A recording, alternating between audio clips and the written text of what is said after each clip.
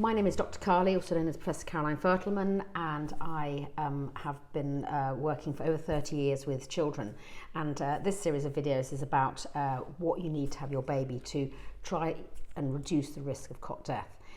There's a lot of claims out there, and I think you have to take quite a lot of them with a pinch of salt. The first one I want to cover is that a product says that a mattress, for instance, is breathable.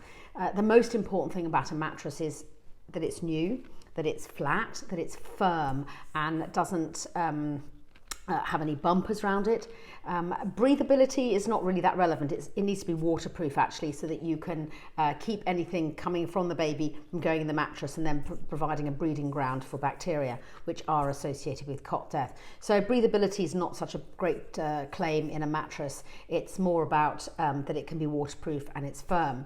Moving on from that, there'll be some mattresses that might claim to reduce the flat head syndrome. So lots of babies who spend a lot of time on their backs have a very flat head at the back. But if you have a mattress that's squishy and allows you your baby to sink down in it, then again, that's no longer a firm mattress. There are some rings that I've seen which are firm. They're particularly good for plagiocephaly, which is when your head shape is slightly off center, and that keeps it in the middle. And I think these are firm, and I think these are fine because they just they're on top of a firm mattress, and they just keep the head in a position rather than always tipping to one side that's favoured by the child.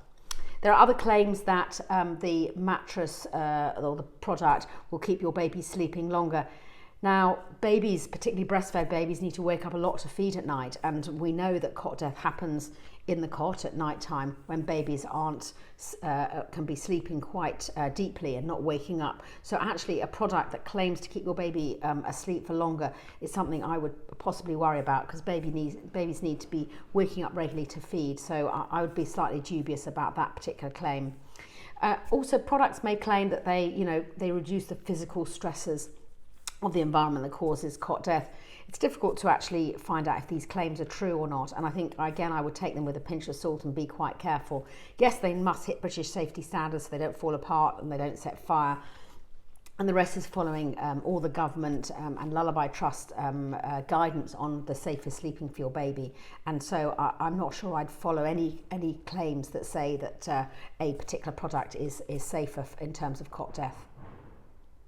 If you've enjoyed and liked this video, please do subscribe to my YouTube channel and let others know about it.